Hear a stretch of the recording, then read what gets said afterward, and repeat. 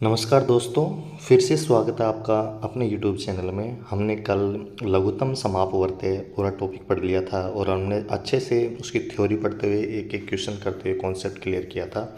अब हम उसी टॉपिक पर आगे बढ़ते हैं महत्तम समापवर्तक की ओर।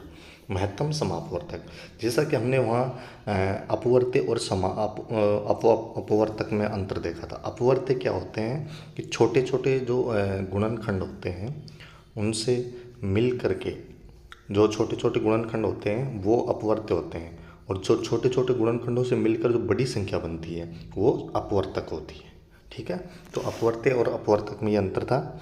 तो हम महत्तम समापवर्तक में वही लेंगे कि भाई हमें एक ऐसी संख्या लेनी होती है जिसके गुणनखंड होंगे और उनमें से जो सबसे बड़ा हो, छोटे छोटे गुणनखंड जो सबसे बड़ा हो वो उसका महत्तम समापवर्तक हो जाएगा।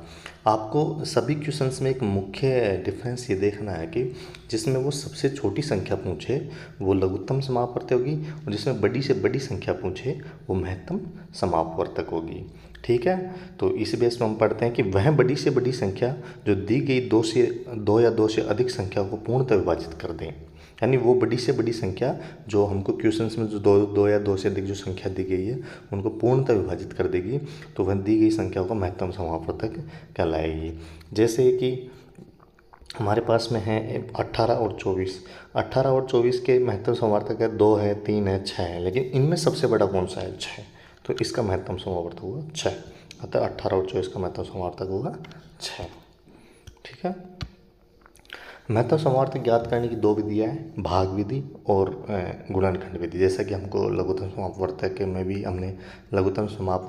हमने यही पढ़े थे। तो भाग विधि में होता है क्या है कि जैसे आपके पास में कोई संख्या है, मान लो आपके पास में कोई भी संख्या है, 3 संख्या है, तो हमें सबसे पहले सबसे छोटी संख्या का उससे बड़ी संख्या में भाग देना होता है। ठीक है, और उसमें भाग देने के बाद में लास्ट में जो अपना हमारे पास में भाजक प्राप्त होता है। जैसे हमारे पास में मान लो कोई जैसे कि यहाँ उदाहरण में 3 संख्या दे रखी है। एक बार थ्योरी देखते हैं कि इस विधि में दी गई संख्या को सर्वप्रथम 2 संख्या लेते हैं, छोटी संख्या से बड़ी संख्या में भाग लेते हैं, और जो शेषफल बचता है उससे छोटी संख्या को भाग देते हैं, और शेषफल से प्रथम शेषफल को भाग देते हैं। यह प्रक्रिया दोहराते रहते हैं। इसको छोड़ो, आप इसको पढ़ लेना। आप सीधा देखते हैं 24 और 60 लेते हैं। इसने क्या बोला? 2 संख्या लेते हैं उनमें से और छोटी संख्या से बड़ी संख्या में भाग देते हैं। हमने 24 लिया और 60 लिया। अब 24 का 60 में भाग दे, 2 बार गया, 24 2 48, इसमें 12 बच गया। अब क्या करते हैं हम आगे कि इसमें जो ये शेषफल बचता है इसको तो बना देते हैं भाजक, और पहले जो भाजक था उसको बना देते हैं भाज्य। ठीक है, और फिर अब भाग देते हैं, 12 दूने 24। अब जैसे यहाँ जीरो प्राप्त होता है, जैसे ये जीरो प्राप्त हुआ हमारा इसका एलसीएम हमें, या इसका इसका एचसीएफ हमें 12 प्राप्त हो गया है। अब इसका तो प्राप्त हो गया, लेकिन अब हमें हमारे पास में एक और संख्या बका है अभी 84। तो 84 को फिर से ज्ञात करते हैं। तो अगर ये 84 का इसमें भी डिवाइडेशन होता है तो इसका छोटे से छोटा वो अंक है वो 12 प्राप्त हो जाएगा। ठीक है, तो 84 में डिवाइड करते हैं, 12 7 84, जीरो आ गया। तो अतः हमारे पास अब इन दोनों में लास्ट का जो भाजक जो बचा वो 12 है, तो इसका आंसर हमारे पास में 12 आ जाएगा। अतः 24 60 और 84 का जो एचसीएफ है वो हमारे पास में आ जाएगा 12।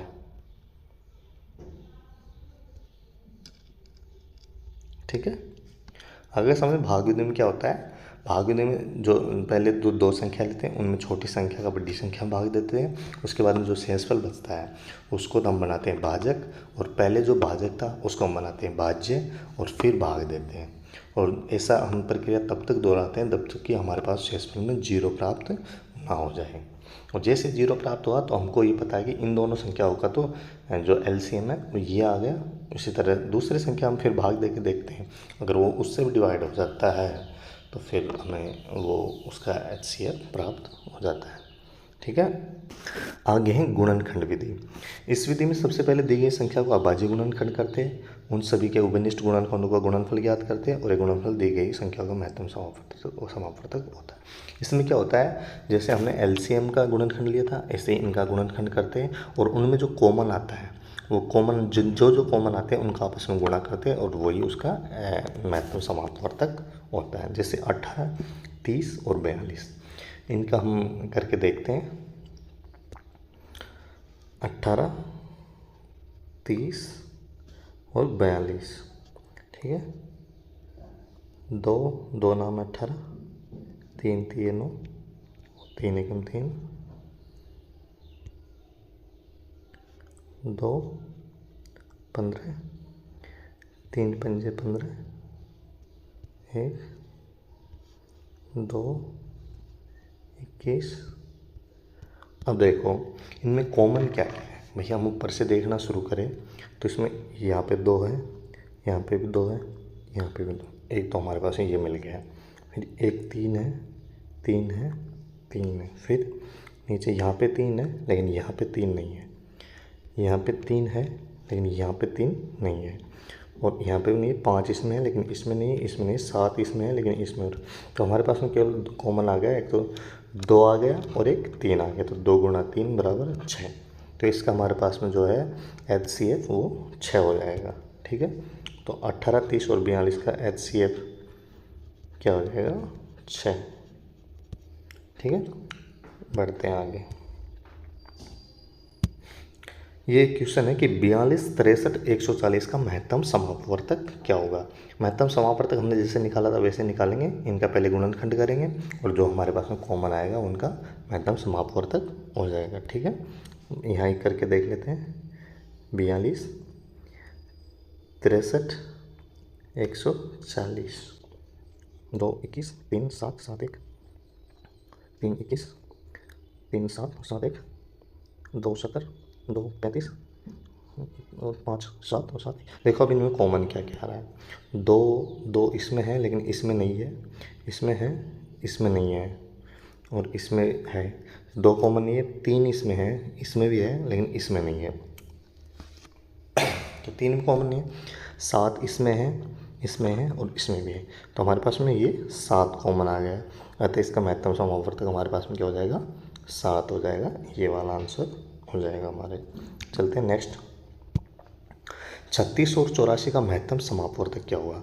वही करना है जो हमने पहले किया था। 36 के गुणनखंड करेंगे अभाज्य गुणनखंड और 84 के अभाज्य गुणनखंड करेंगे और इनमें जो हमारे पास में कॉमन आएगा वही उसका महत्तम समापवर्तक हो जाएगा, ठीक है। तो करके देखते हैं। 36, 84, 2 का भाग देंगे 18, 2 का भाग देंगे 9, 3 का भाग देंगे 3, 2 का भाग देंगे 42, 2 का भाग देंगे 21, 3 का भाग देंगे 7, 7 का भाग देंगे। देखो अब हमारे पास में उनको कॉमन देखना होता है। इसमें 2 है, यहाँ भी 2 है, यहाँ 2 है, यहाँ भी 2 है, यहाँ 3 है, यहाँ भी 3 है, फिर यहाँ 3 है लेकिन यहाँ 7 है। तो हमारे पास में क्या कॉमन आ गया, 2 × 2 × 3, 2 2 4 और 4 दिए 12। हमारे पास में इसका आंसर हो जाएगा ये 12, ठीक है। तो बहुत ईजी है महत्तम समापवर्तक निकालना और लघुत्तम समापवर्तक निकालना, तो आराम से कर सकते हो आप एक बार कॉन्सेप्ट क्लियर होने में। ये क्वेश्चन है 4, 26, 3 और 140 का महत्तम समापवर्तक। इसमें देखो एक तो 4 है और एक 3 है, ये 2 संख्या। आपको टाइम ख़राब नहीं करना, कभी भी एग्जाम में क्वेश्चन आए तो 4 और 3 का तो आपस में कोई कॉमन हो ही नहीं सकता। तो यहीं पता चल गया भाई कॉमन ही नहीं है, इनका 2 का ही नहीं है तो बाकी 2 का करने से कोई फ़ायदा नहीं है। तो जिन संख्याओं में कोई भी कॉमन नहीं आता उनका महत्तम समापवर्तक हमेशा 1 होता है, ठीक है। ये चीज़ समझ में आ गई, तो इसका आंसर। आगे बढ़ते हैं दोस्तों। 26 कि 24, 60 और 84 को पूर्णतः विभाजित करने वाली बड़ी से बड़ी, मैंने क्या बोला था, जहाँ भी बड़ी से बड़ी पूछ ले वहाँ HCF होता है, जहाँ छोटी से छोटी पूछ ले वहाँ LCM होता है। तो इसका HCF क्या याद करना है, 24, 60 और 84। 24, 60 और 84 का हमने पहले करके देखा है और इसमें आंसर 12 आया था, मैंने आपको करा दिया ऊपर एग्जाम्पल में, ठीक है। बढ़ते हैं नेक्स्ट। एक कमरे की बीमारी 18 18 मीटर, 12 मीटर और 10 मीटर है। वह बड़े से बड़े पैमाने क्या होगा जिससे तीनों विमाएँ पूरी पूरी नापी जा सकें। तो इसका हमें वही ज्ञात करना है HCF। तो इसको हम जैसे एक तो गुणनखंड करके कर सकते हैं। तो इसका 18 का क्या आएगा, 18 का आ जाएगा 2 गुणा 3 गुणा 3, ठीक है। 12 का आ जाएगा 2 गुणा 2 गुणा 3, 10 का आ जाएगा 2 गुणा 5। तो इसमें कॉमन क्या, कॉमन हमारे पास में ये आ गया 2। तो इसका आंसर हो जाएगा 2। वो होगी 2 मीटर की होगी वो पैमाना जिसे तीनों विमाएँ पूरी पूरी नापी जा सकेगी, ठीक है। बढ़ते हैं नेक्स्ट। एक आयताकार खेत 320 मीटर लंबा, 200 मीटर चौड़ा है। खेत का अधिकतम क्षेत्र वाली वर्गाकार माप की क्यारी बनी है और प्रत्येक क्यारी की भुजा ज्ञात करनी है। भाई इतना बड़ा है तो प्रत्येक क्यारी यानी क्या होगा, बड़ी से बड़ी वो भुजा होगी जो उसकी क्यारी होगी। और तो हम इसके लिए उसका HCF याद करेंगे।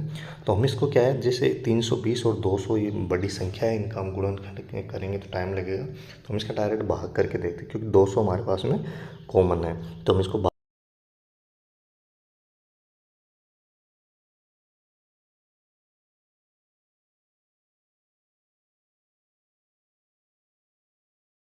तो हमारे पास में लास्ट में जो भाज्य का बचा वो क्या बचा 40। अतः इसका आंसर क्या हो जाएगा 40। भाग विधि से देखो इतना इजीली सोल्व हो गया है। गुणनखंड विधि से भी हम इसको कर लेते हैं लेकिन उसमें थोड़ा वक्त लगता है। हमको परीक्षा की दृष्टि से सबसे वो तरीका अपनाना चाहिए जो सबसे कम टाइम ले, ठीक है। बढ़ते हैं नेक्स्ट क्वेश्चन की तरफ। दो सहभाज्य संख्याओं का महत्तम समापवर्तक क्या होता है। दो सहभाज्य संख्याओं का महत्तम समापवर्तक हमेशा एक होता है। सहभाज्य संख्या एक्चुअली में होती क्या है, सहभाज्य संख्या दो संख्याएं, दो या दो से अधिक संख्या होती है जो जोड़े में होती है और उनमें कोई भी चीज़ कॉमन नहीं होती है। अभाज्य तो होती है लेकिन सहभाज्य क्या एक साथ होती है वो दो, जैसे 2 3। अब 2 3 दो सहभाज्य संख्या, अब इनका कॉमन कुछ भी नहीं तो इसका HCF हमारे पास कॉमन तो कुछ भी नहीं तो इसका हम 1 आएगा। तो ऐसा आता है सहभाज्य संख्याओं का HCF 1 आता है, ठीक है। 15 18 और 45 की लसय और मसय का अंतर क्या होगा, ठीक है। 15 18 और 48 का लसय और मसय, हम जैसे इसका लसय ज्ञात करेंगे 15 18 48 का पहले लसय ज्ञात कर लो और फिर मसय ज्ञात कर लो और जो उनका डिफरेंस आए वही हमारे पास में क्या हो जाएगा, हमारा इसका अंतर हो जाएगा। तो लेस से हम भाग विधि से करते हैं।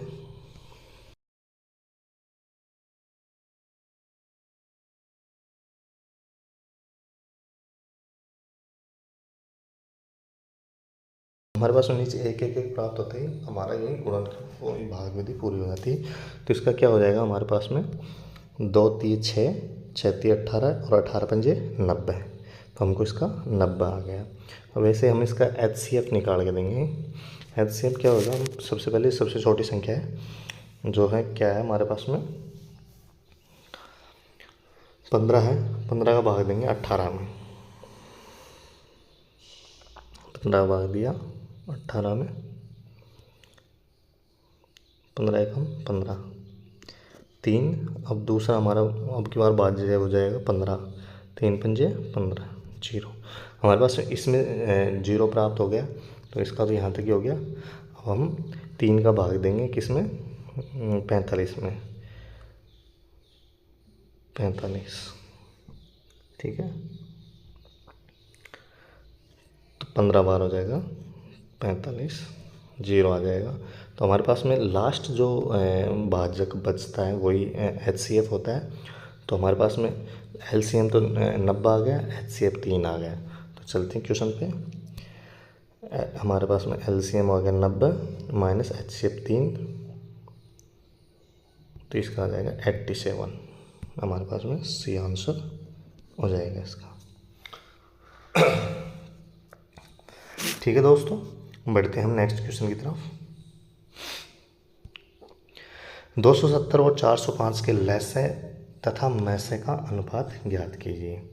तो हम इनको हमको इनका क्या है, एलसीएम और एचसीएम, उनका डिफरेंस ज्ञात करना।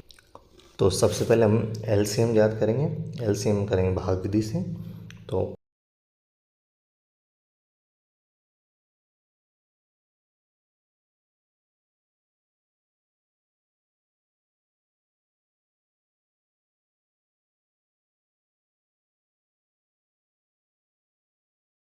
इसका एलसीएम हो जाएगा हमारे पास में 2 तिया 6,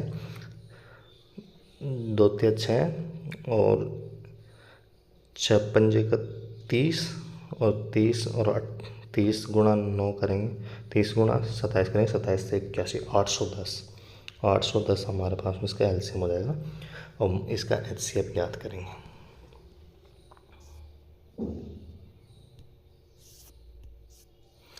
एचसीएफ ज्ञात करते हैं। 270 का भाग दे देते हैं 405 में। 270 एकम 270, 5, 10 में 7 गया तो 3, 3 में से 2 गया तो 1, 135 का भाग देते हैं 270 में, 2 बार जाएगा तो 270। तो देखिए इसका हमारे पास में एचसीएफ जो हमको पता है कि लास्ट में जो भी हमारे पास भाजक होता है वो एचसीएफ होता है, तो 135। और तो इसमें क्या पूछा, एलसीएम और एचसीएफ। एलसीएम हमारे पास 810 है और एचसीएफ हमारे पास में 135। इन दोनों का हमको अनुपात देखना है। अनुपात निकालने के लिए हम क्या करेंगे, दोनों संख्या में 0 और 5 है तो 5 से डिवाइड होगी, 5 से डिवाइड कर दो। 5 एकम 5, 5 एकम 5, 5 का 30, 5 2 10 और इधर हो जाएगी हमारे पास में 5 2 10, 5 7 35। ठीक है, तो 27 6 के 162 होता है, 27 6 के 162 होता है। तो ये हमारे पास में इसका 6:1, 6:1 इसका आंसर हो जाएगा। ये ऊपर वाला 6 से कट जाएगा, नीचे 1, तो इसका आंसर हमारा 6:1 हो जाएगा। बढ़ते हैं नेक्स्ट क्वेश्चन तरफ। 3 संख्या 1 2 3 के अनुपात हैं, उनका महत्तम समापवर्तक 12 है, तो ये संख्या क्या होगी। हमने को पता है कि महत्तम समापवर्तक वो होता है जो उन तीनों से गुणा होता है, उन संख्याओं में तीनों से गुणा, तो ये कॉमन होता है। तो जब भी ऐसे अनुपात में हमको संख्या देते और उनका हमको महत्तम समापवर्तक पूछे, तो हमें उन महत्तम जो अनुपात दे रखा है उनको महत्तम समापवर्तक से गुणा कर देना है, वही हमारा आंसर हो जाएगा। ठीक है, तो इसका हो जाएगा हमारा 1 को गुणा 12 से करेंगे 12, 2 से करेंगे 24 और 3 से करेंगे 36, इसका ये आंसर हो जाएगा। बढ़ते हैं नेक्स्ट। 3 ड्रमों में कम से 25 27 16 53 और 62 61 लीटर 22 61 लीटर दूध है। बड़ा से बड़ा माप का डिब्बा लेना है और उसको बोरा भर देगा, वो हमें ज्ञात करना है। तो ये हमारे एचसीएफ का क्वेश्चन है, तो हम इसे अब सोल्व करने की कोशिश करेंगे। ठीक है, भाग विधि से कर लेते हैं। सबसे पहले हम 16 53 का भाग देंगे 25 27 में।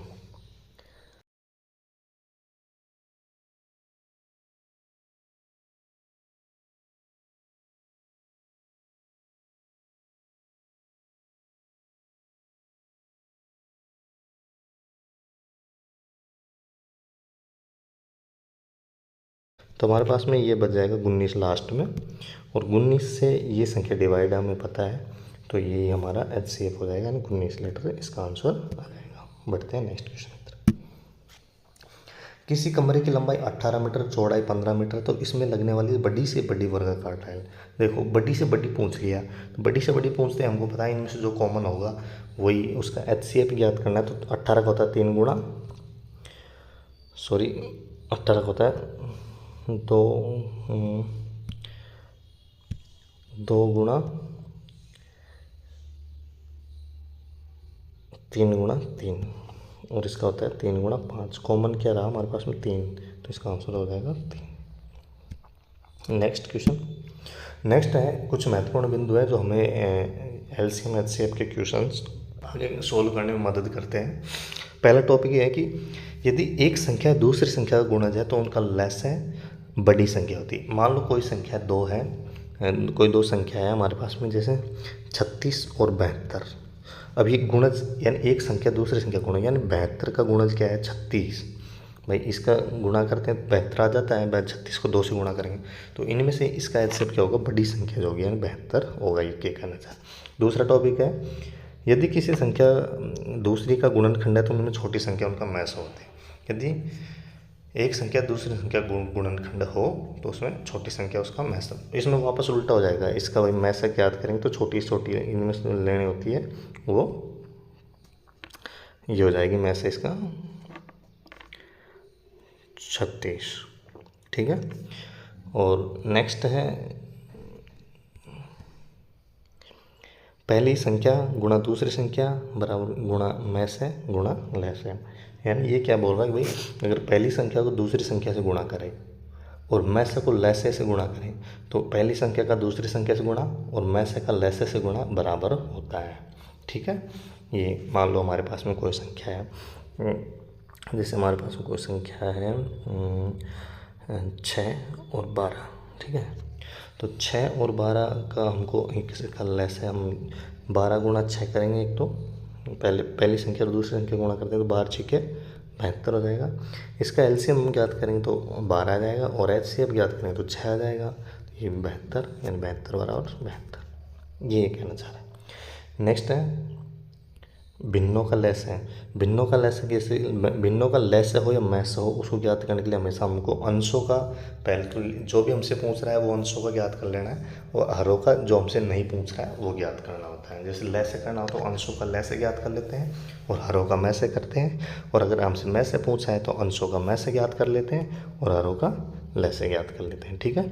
बढ़ते हैं आगे। ये देखो इसने भिन्न रूप में दे दी कि हमको इसको लघुत्तम ज्ञात करना। हमने अभी क्या पढ़ा था, जैसे लैसे ज्ञात करना है तो लैसे ज्ञात करेंगे तो अंशों का तो लैसे कर देंगे और हरों का मैसे कर देंगे। ठीक है। तो हम इसमें करके देखते हैं। अंशों का लैसे क्या, 1 2 5 4 का लैसे है। हम 1 2 5 4 का लैसे ज्ञात क्या करेंगे, हम वही भाग विधि से करते हैं। 1 2 5 4, 2 का भाग दे देते हैं, 2 1 1 5 2, फिर 2 का भाग देते हैं, 1 1 5 1, फिर 5 का भाग देते हैं, 1 1 1, 2 2 4 और 4 पंजे 20। तो ऊपर तो हमारे पास में 20 आ जाएगा। ठीक है। ठीक है। हमारे पास में ऊपर एलसीएम तो हो गया हमारे पास में 20, यहाँ लिख देता हूँ मैं 20।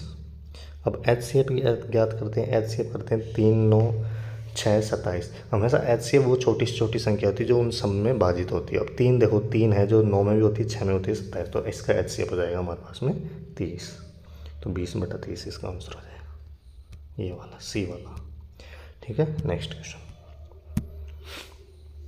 11 3 11 और 9 36 108 का लघुत्तम। ऊपर वाली संख्या का लघुत्तम और नीचे वाली संख्या का भी लघुत्तम। ऊपर वाले का लघुत्तम लेंगे हम, तो ऊपर वाले का लघुत्तम हमारे पास में 11 और 3, 11 3 का लघुत्तम हो जाएगा 33।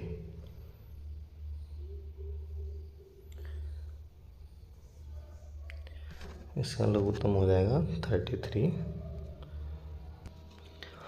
सॉरी ये क्वेश्चन मिस टाइप हो गया है शायद, तो इसमें आगे जो 11 की जगह है यहाँ पे 7 है, इसको थोड़ा करेक्शन कर लेना आप। यहाँ पे जो 11 है इसकी जगह पे 7 है। ठीक है। तो 7 3 11, इनमें से तो कोई भी कॉमन नहीं है, तो कोई कॉमन नहीं है तो इनका गुणा ही इसका जो है वो हमारे पास में क्या हो जाएगा, एलसीएम हो जाएगा। तो 7 गुणा 3 गुणा 33 गुणा 7 करेंगे तो 7 21 और 7 21 और 2 23, 231। इसका 231 हमारे पास में एलसीएम हो जाएगा। और नीचे की संख्या में सबसे छोटी संख्या कौन सी है, 9, और 9 तीनों से कॉमन है तो इसका 231/9 आंसर हो जाएगा। ऊपर की संख्या में हमको लघुत्तम ज्ञात करना, तो उनका जो भी गुणनखंड होते हैं उनका आपस में गुणा कर देते हैं। नीचे वाले में कॉमन ढूंढते हैं, कॉमन कौन सा है, तो कॉमन है 9, तो इसका ये आंसर हो जाएगा। ठीक है। बढ़ते हैं नेक्स्ट क्वेश्चन की तरफ। इसमें एचसीएफ पूछा है, तो एचसीएफ में हमें ऊपर वाली संख्या का एचसीएफ लेना है, नीचे वाले का एलसीएम लेना है। एचसीएफ क्या होता है, कॉमन होता है। तो 7 14 7 में से कॉमन क्या आ गया, 7, तो एचसीएफ आ गया 7। नीचे वाले का एलसीएम 9 15 10, 9 15 10 का कॉमन हम करके देखते हैं। तो इसका कॉमन नहीं लेंगे, सॉरी, इसका हम गुणनखंड करेंगे और उनमें से जो मैक्सिमम पावर आएगी वो हम लेंगे। तो मैक्सिमम पावर 3 की पावर, तो 3 आ गई 9, 2 की पावर 1 आ गई, 9 गुणा 5 9 9 गुणा 2 18 और 18 पंजे 90। भाई 9 का क्या हो गया 3 स्क्वायर, ठीक है।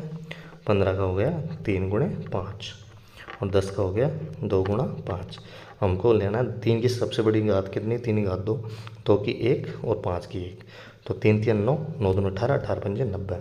तो ऊपर तो आ जाएगा 7, नीचे आ जाएगा 90। तो हमारा इसका आंसर हो जाएगा 7/90, ठीक है। बढ़ते हैं नेक्स्ट क्वेश्चन की तरफ। दो संख्या का गुणनफल ही उसका लेस है और उनका मैस है 1 है, तो वह संख्या निम्न में से कौन सी होगी, ठीक है। ये हम क्वेश्चन करने की कोशिश करेंगे। तो सबसे पहले हम ऑप्शन में देख लेते हैं। ऑप्शन में क्या है कि में से हमेशा 1 होना चाहिए, तो 1 उनका होगा जो संख्या आपस में उनमें से कुछ भी कॉमन ना हो। तो हमारे पास ए ऑप्शन देखते हैं, 3 और 6 में 3 कॉमन है। बी ऑप्शन 3 और 4, 3 और 4 में कोई भी कॉमन नहीं, तो हमारे पास ये संख्या हो सकती है। लेकिन हम सी को देखते हैं, 3 और 9 में 3 कॉमन है, डी में 2 और 4 में 2 कॉमन है, अतः इसका आंसर बी हो जाएगा। क्योंकि हमें इसने में से 1 दिया है और एक में से हमेशा उन्हीं संख्या को आता है जिनमें से कुछ भी कॉमन ना आए। तो 3 और 4 में से कुछ भी कॉमन नहीं आ रहा, 3 और 4 आपस में एक दूसरे से विभाजित होती नहीं है, तो इसका में से 1 होगा। तो ऑप्शन सी हम सीधा बी ऑप्शन लगा देंगे, ठीक है। बढ़ते हैं नेक्स्ट क्वेश्चन तरफ। दो संख्या का गुणनफल 703 125 उनका में से 125 है, तो लेस है ज्ञात क्या होगा। लेस है और में से की हमने क्या प्रॉपर्टी पढ़ी थी, दोनों संख्याओं का गुणनफल होता है वो लेस और में से गुणनफल के बराबर होता है। तो इन दोनों संख्या का गुणनफल हमको ऑलरेडी दे रखा है, में से 1 दे रखा है, तो लेस है ज्ञात क्या करेंगे। तो दोनों संख्या मान लो गुण संख्या ए और बी है, ए बी का गुणनफल में से गुणा लेस है।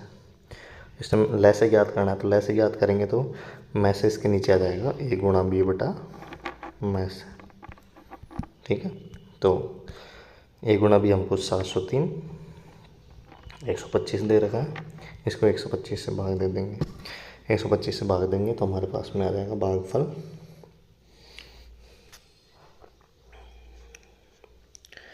56 और 25, ये इसका आंसर हो जाएगा 56 25, ठीक है। बढ़ते हैं, आप भाग दे के देख लेना, टाइम वीडियो थोड़ा लंबी हो रही है इस वजह से मैं आपको भाग दे के नहीं बता सकता, ठीक है। बढ़ते हैं नेक्स्ट। दो संख्या को लेस से 63 है, में से 9 है, उनसे एक संख्या 27 है, दूसरी संख्या। देखो हमें ऐसी सिचुएशन है जो हमें दो संख्या दे रखी होती है उनको तो लेते ही, जैसे लेस है में से दे रखा तो उनको एक साथ लेंगे, और अगर एक संख्या दे रखी तो उसका उसमें भाग दे देंगे। तो ठीक है, हम यहाँ पे 63 गुणा 9 और एक संख्या पूछ रहा है हमसे और एक दे रखी है, तो जो दे रखी है उसका भाग देते हैं। और 3 9 3 27 और 9 7 63, 3 3 9 7 21, बी आंसर हो जाएगा, ठीक है। Next question. दो संख्या गुणनफल 4107 है, उनका में से 37 है, तो उनमें बड़ी संख्या क्या होगी, ठीक है। तो लेस से ज्ञात कर लेते हैं और लेस से ज्ञात करने के बाद हमें बड़ी संख्या प्राप्त हो जाएगी अपने आप ही, ठीक है। Let's go. गुणनफल बटे 37, क्योंकि हमको लेस से ज्ञात करना है ना, लेस है तो में से का भाग देते हैं दोनों गुणनफल में, तो 37 से इसको डिवाइड करेंगे तो हमारे पास में 111 आएगा। दो संख्याओं के में से लेस क्रमशः 50 और 250 है। पहली संख्या को 2 से भाग देने पर भागफल 25 प्राप्त होता है, दूसरी संख्या ज्ञात कीजिए। दो संख्या के लेस है और में से 50 और 250 है, तो पहली संख्या ज्ञात कर लेते हैं हम। देखो इसने यहाँ पे क्या क्वेश्चन घुमाया कि पहली संख्या को 2 से भाग देने पर भागफल 25 प्राप्त होता है। अब भाई पहली संख्या को 2 से भाग देंगे 25 आएगा, तो संख्या क्या होगी भाई, 2 से भाग देंगे 25 किस मात्रा 50 में, तो पहली संख्या 50 हो गई। तो इसमें दूसरी संख्या पूछा है तो ऊपर 50 गुणा 250, 50 से 50 कटेगा 250 आंसर आ जाएगा सीधा, ठीक है।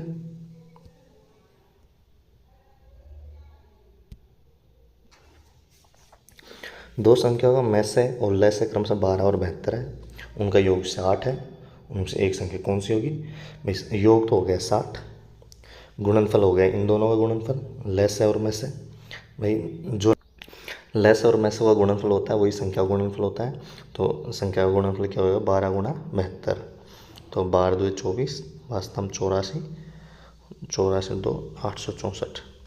तो 864 तो उनका गुणनफल हो गया, और उनका जो क्या बोलते हैं टोटल हो गया वो 60 हो गया। अब देखो इनमें से ऐसी कौन सी संख्या हो सकती है वो। तो पहले तो महत्तम समापवर्तक उनका 12 है, तो वो 12 से डिवाइड होगी पहले, तो इसमें सब 12 से डिवाइड है। एलसीएम है 72 है, तो सबसे बड़ी संख्या तो होगी 72, तो 72 को वैसे हटा दो और 12 को वैसे हटा दो। अब क्योंकि 12 और 72 को आपस में जोड़ेंगे तो ये हो नहीं सकता, उन संख्या को 60 हो। तो मान लो अगर इनमें से एक संख्या 24 हो तो दूसरी हो जाएगी 36, और 24 और 36 का जो करते हैं योगफल तो 60 आता है। तो हमारे पास ऑप्शन बी हो जाएगा सीधा सीधा। बिल्कुल करने की ज़रूरत नहीं है, ऐसे क्वेश्चन में सिर्फ माइंड लगाना होता है। भाई जोड़ करने पे 60 आना चाहिए, तो 24 और 36 है, क्योंकि उनका हम एलसीएम लेंगे तो 12 आएगा और एलसीएम लेंगे तो 72 आ जाएगा सीधा सीधा। ठीक है, बढ़ते हैं नेक्स्ट क्वेश्चन की तरफ। दो संख्या 36 है, उनके में से 3 और 105 है, उनका व्युत्क्रम क्या होगा। एक्चुअल में व्युत्क्रम होता क्या है, मान लो कोई संख्या ए और बी है, तो इनका व्युत्क्रम होता है ए अपॉन बी, इनका योग करना है। तो योग करते हैं तो ऊपर आ जाता है ए प्लस बी, नीचे इनका गुणनफल है। इसने क्या बोला है, मैं से और लेस दे रखे हैं, योग दे रखा है ए प्लस बी दे रखा है 36, और ए बी क्या दे रखा है, ये गुणा हो जाएगा ना 3 गुणा 105, क्योंकि भाई संख्या का गुणनफल जो होता है वही में से लेस का गुणनफल होता है। तो 36 से करते हैं तो 12, 3 से कर लो, 3 3 9 3 5 15 4/35, सी आंसर हो जाएगा इसका, देख लो सीधा सीधा। दो संख्याओं का योग 14 है, उनका में से 1 है, उन संख्याओं के कितने युग्म संभव। युग्म संभव क्या है, एक्चुअली हमें ये देखना है कि योग तो 14 होना चाहिए, में से 1, यानी उनमें से में से एक का मतलब होता है कि कुछ भी कॉमन नहीं आना चाहिए। तो भाई देखो, मान लो कोई संख्या तो पहले तो 1 हो गई और दूसरी हो जाएगी 13, देखो इसमें कोई कॉमन नहीं है, तो एक युग्म तो हमारे पास में योग है। दूसरा 2 और 12 लिए तो उसमें तो कॉमन आ जाएगा 2, लेकिन फिर हम लेंगे 3 और 11, भाई इनका टोटल 14 होना चाहिए और कुछ भी कॉमन नहीं होना चाहिए। तो दूसरी हमारे पास में ये आ गई। तीसरी हम आगे करते हैं, तो नेक्स्ट करके देखें, हमारे पास में हो जाएगी 5 लेते हैं और 9, 5 और 9 और 5 14 हो गया। फिर 6 लेंगे तो 6 और 8 में कॉमन आ रहा है, 7 लेंगे 7 और 7 में कॉमन आ रहा है, फिर 8 और 8 लेंगे तो 8 और 6 में कॉमन आ रहा है, 9 और 5 वो हमने ले लिया ऑलरेडी, तो हमारे पास उसके 3 युग्म हो जाएंगे। इसमें आपको सिर्फ ये देखना भाई उनमें से एक तो कॉमन नहीं होना चाहिए कुछ भी, और उनका टोटल जो 14 होना चाहिए। ठीक है, नेक्स्ट क्वेश्चन। 3 घंटियाँ क्रम से 2, 3, 4 मिनट के अंतराल में बजती, यदि 11:37 घंटे एक साथ पुनः बजती हैं तो पुनः कितने बजे एक साथ बजेगी। तो हमें मिनट का पहले एलसीएम ले लेना, 2, 3, 4 का, 2, 3, 4 का एलसीएम हमारे पास में 12 आ जाएगा। तो इसका एलसीएम यानी ये जो रिपीट होके वापस 12 मिनट बाद फिर से बजती है ये घंटियाँ। ठीक है, क्योंकि जो एलसीएम होता है ना वो जो कंप्लीट उसका कैलकुलेशन एक राउंड हो जाता है उसके बाद, तो 12 मिनट बाद, अब 11:37 पे बजी, इसके 12 मिनट बाद यानी 11:49 पे फिर से ये घंटियाँ बज जाएगी। ठीक है, नेक्स्ट। ठीक है दोस्तों, हमने लगभग एचसीएफ और एलसीएम और एचसीएफ के सभी क्वेश्चन कर लिए हैं। अब हम मिलेंगे नेक्स्ट वीडियो में नए टॉपिक के साथ। हमारे साथ जुड़े रहिए, बहुत बहुत धन्यवाद, थैंक यू।